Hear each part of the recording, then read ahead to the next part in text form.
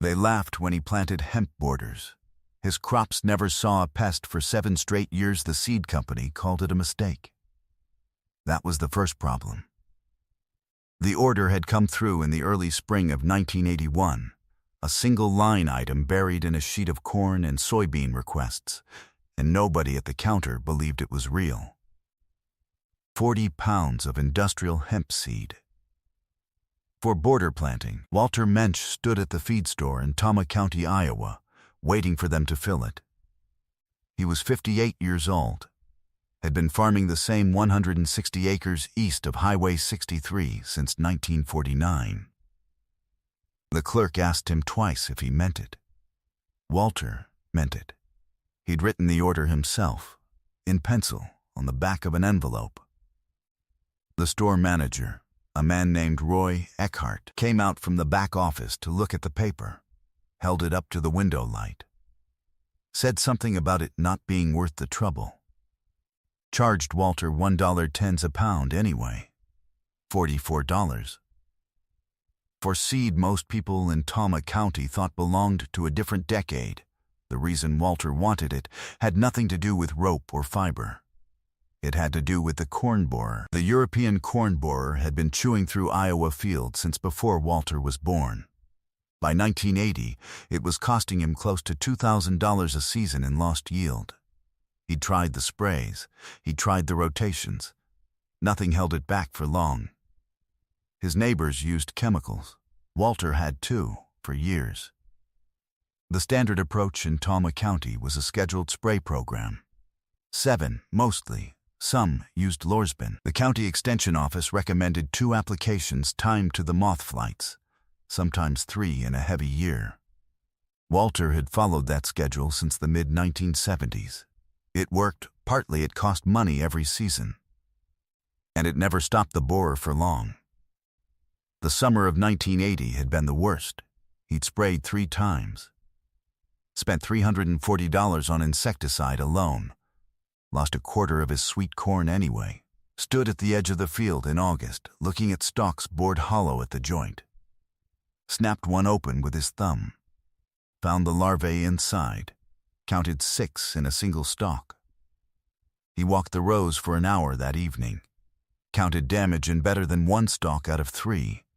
Did the arithmetic in his head and didn't like the answer. 3 sprays. A third of the crop bored through anyway. The chemical wasn't winning. It was just keeping pace. That was the night he started reading. Walter wasn't a reading man by habit. But he kept old agricultural bulletins in a drawer in the kitchen.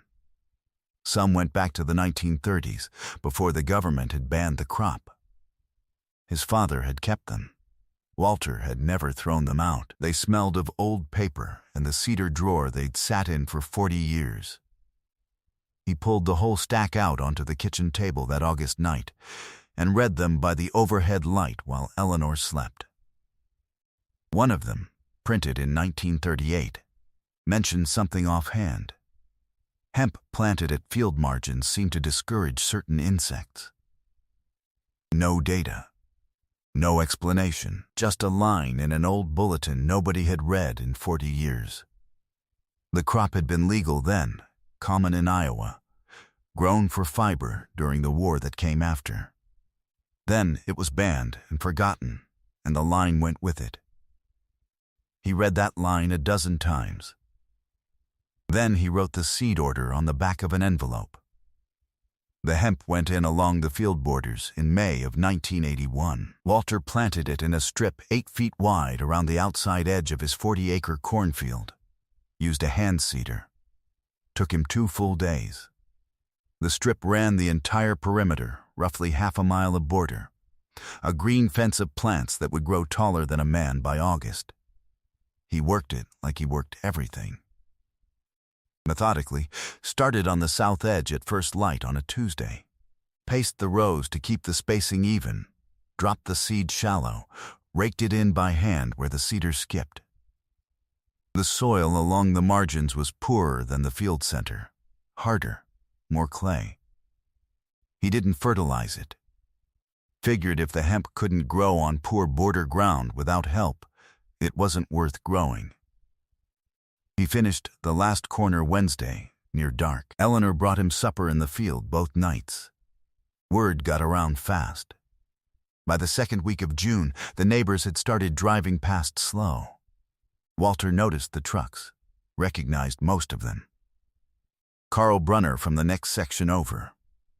The Hoffmeyer brothers. A man from the county extension office who'd heard about it secondhand. Nobody stopped to ask. They just looked. Then drove on. Carl Brunner mentioned it at church.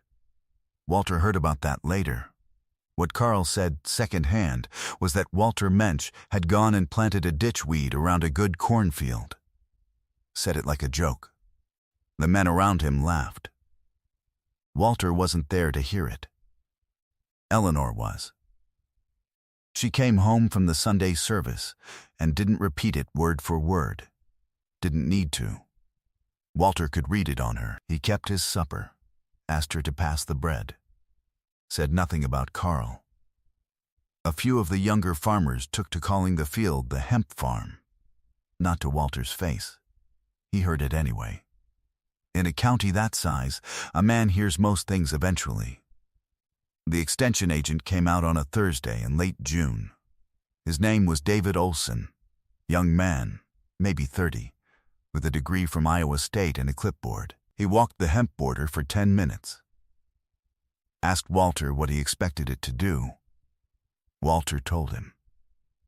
Olson wrote something down, said there was no published research supporting border planting for pest control. Said the corn borer would move right through it. Said Walter was giving up 8 feet of productive ground on every side for nothing. He listed his reasons in order, the way he'd been trained. 1. The borer moth flew well over the height of any border, so a wall of plants wouldn't stop it. 2.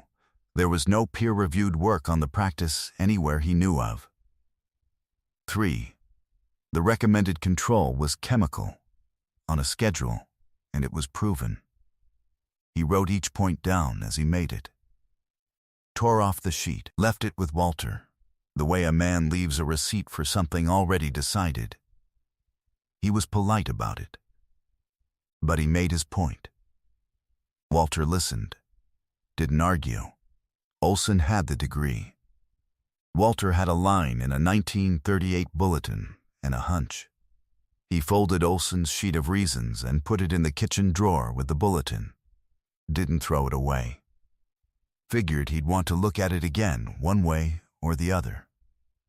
The 8 feet Olson mentioned was real. Walter had done the math himself. The hemp border took up roughly 4/10 of an acre across the whole perimeter. At his average corn yield, that was maybe 60 bushels of corn he wouldn't grow. About $180 in lost production. Plus the $44 for seed. Plus 2 days of his own labor. His wife, Eleanor, didn't say much about it. She'd watched him hand seed 1/2 mile of border in May. Knew what it cost in time. Knew what the neighbors were saying. She brought him water in the field and kept her opinion to herself. The hemp grew faster than the corn. By the first week of July, the border plants stood 5 feet tall. Dense, the stalks grew so close together you couldn't see through them. They gave off a sharp green smell in the afternoon heat, strong enough that Walter could pick it up from the house when the wind came right. The corn inside the border was still knee-high. The hemp had become a wall. Walter started checking the corn for borer damage every few days. The first check was in mid-July. He walked into the field from the south side, pushing through the hemp wall, and started snapping stalks at the joint. Checked 20 stalks in the first row. Found nothing. Checked 20 more in the second row. Found 1 larva. Walked deeper into the field where the damage was usually worst. Checked 40 more stalks. 2 larvae total, in 80 stalks. The year before, in the same field, the same week, he'd have found borer damage in 1 stalk out of 3. He didn't trust it yet. Could have been the weather. Could have been luck. Walter had farmed long enough to know one good check meant nothing. He kept walking the field, kept snapping stalks, kept counting, wrote the numbers down on the same envelope he'd written the seed order on, in pencil. Column after column, date by date. July 14th, 2 in 80. July 18th, 1 in 60. July 23rd, 3 in 100. He checked a different part of the field each time so he wouldn't fool himself. The numbers stayed low no matter where he walked. By the end of July, the pattern held. The borer damage was concentrated almost entirely at the four corners of the field, where the hemp border met itself at right angles and left small gaps. The interior of the field, protected by the wall of hemp on all sides, was nearly clean. Walter measured it as best he could. Border-protected rows showed damage in maybe one stalk out of 40. The corner gaps showed damage closer to 1 in 8. He fixed the corners the next year, planted them tighter, doubled the hemp where the two strips met, closed the gaps the moths had been slipping through. The damage at the corners dropped to match the rest of the field after that. Small thing. But Walter was a man who closed gaps when he found them. The hemp was doing something. He didn't fully understand what. What he understood came later, in pieces, over years. The corn borer moth navigated partly by scent. The strong volatile oils the hemp released seemed to mask the smell of the corn. The moths laid their eggs where they could find the corn easily. Inside Walter's field, they couldn't find it the same way. The wall of competing scent confused them. They moved on to easier fields. There were plenty nearby. The height of the hemp mattered too, though not the way Olson had assumed. The moths didn't need to be stopped by a wall. They needed to be misdirected. A female moth looking for corn followed the scent on the evening air. When she crossed Walter's perimeter, the corn smell was buried under something sharper and louder, so she kept flying. Found Carl Brunner's unbordered field a half-mile on, laid her eggs there instead. The hemp didn't kill anything. It just made Walter's corn the least convenient field in the township. Walter hadn't read any of that. He'd just counted larvae and watched the moths avoid his border. The neighbors stopped driving past slow. Started stopping instead. Carl Brunner was first. Came by in early August to return a post hole digger he'd borrowed in the spring. Stood at the edge of the hemp border for a while. Asked if he could see the corn. Walter walked him in through the south gap. Carl snapped a few stalks himself, looked at the clean joints, didn't say much. Drove off with his post hole digger and a different look on his face than he'd come with. The Hoffmeyer brothers came the next week. Same kind of visit. Different borrowed tool. David Olson, the extension agent, came back in September. This time he brought a notebook and a small scale. He counted borer damage across Walter's field methodically, row by row, the way he'd been trained. Spent 3 hours at it. Walter let him work and stayed out of the way. When Olson finished, he sat on Walter's tailgate and went through his numbers twice. He ran a comparison while he was at it. Walked across the road to the edge of the neighboring field, the one with no border, and counted 100 stalks there too. The contrast was on the same page of his notebook by the time he was done. Interior of Walter's field on one line, the neighbor's field on the next. He looked at the two numbers for a while without saying anything. Interior damage rate, 2.8%. The county average that year ran near 22%.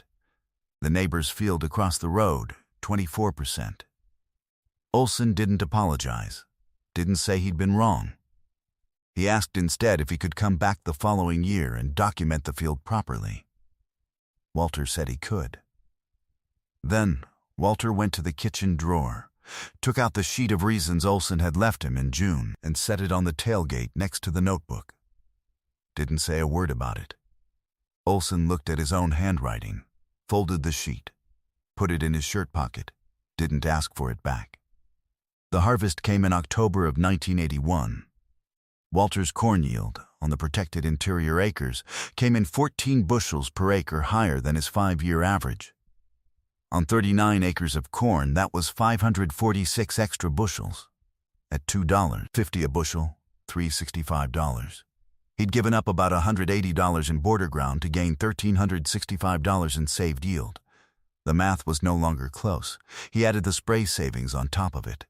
The $340 he'd spent on insecticide in 1980 dropped to zero in 1981. No Sevin, no Lorsman, no custom application fee. The border that cost him $44 in seed in 2 days of his back had saved him better than $1,700 in its first season, counting yield and chemical together. He saved seed from his own hemp border that fall. Cut it, dried it in the machine shed, threshed it by hand over a tarp. Saved enough to plant the border again the next spring without buying any. The $44 was a one-time cost. The method paid for itself the first season and asked for nothing after. He planted the border again in May of 1982. That second year, the results held. Interior borer damage stayed under 4%. The corn went in earlier. The hemp came up faster, having been local saved seed, and the wall was shoulder high by the 4th of July. Olson came back as promised and documented all of it. Filled 3 notebooks over the season. Counted damage on a fixed grid, the same rows every visit, the way a researcher would. He wanted to publish the findings. Asked Walter if he'd put his name on a paper for the Extension Service. Walter said no, didn't want the attention. Told Olson he could use the numbers but leave the name off. Olson used the numbers, left the name off. The findings circulated quietly through the extension network in eastern Iowa. No headlines, no farm magazine cover, just a typed report with a field labeled Tama County, Producer A. A few farmers asked their local agents about it. A few tried border planting themselves. Some used hemp where they could still get seed. Others tried tall sorghum or sunflowers along their margins, looking for the same scent-masking effect with a legal crop. Olson presented the numbers at a regional extension meeting in Ames in the winter of 1983. Stood up in a conference room full of agents and researchers and laid out 3 years of data from a field he wouldn't name. Some in the room were interested. Some weren't. One older researcher said the results were probably a fluke of one farm's microclimate. Olson had expected that. He'd brought the comparison numbers from the field across the road. Same climate, same soil, same year, 24% against 3.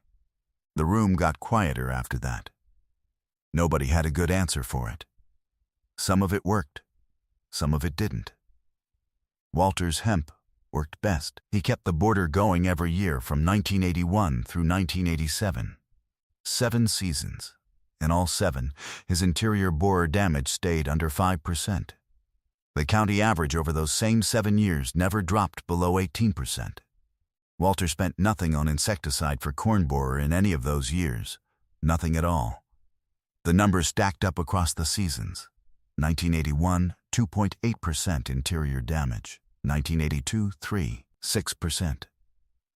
1983, a heavy borer year statewide, when the county average hit 26%, Walter's field came in at 4.1%. 1984, 2.9%. 1985, 3.3%. 1986, 4.4%. 1987, 3.1%. 7 seasons, never above 5. The county never below 18. Olson's notebooks held all of it. Walter's envelope held most of it too, in pencil. The columns running off the edge by the 3rd year. 7 years. $0 in borer spray. A wall of plants and patience. Carl Brunner planted a hemp border of his own in 1984, 3 years after he'd laughed about it at church. He didn't mention the laughing, didn't need to. Walter gave him saved seed from his own shed. Free, Carl's borer damage dropped the first season, same as Walter's had. Carl came back that fall to settle up, tried to pay for the seed. Walter wouldn't take money for it. Carl stood in the machine shed a while, turning his cap in his hands, said the corn had come in better than he'd seen in years, said he'd been wrong about it. That was as close to an apology as a man like Carl got, and Walter took it for what it was. Told him to save his own seed this year so he wouldn't have to ask again. Carl did.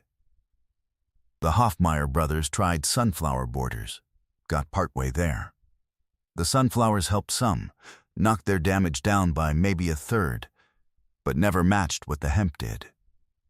They came to Walter for hemp seed in 1985. Walter gave it to them too.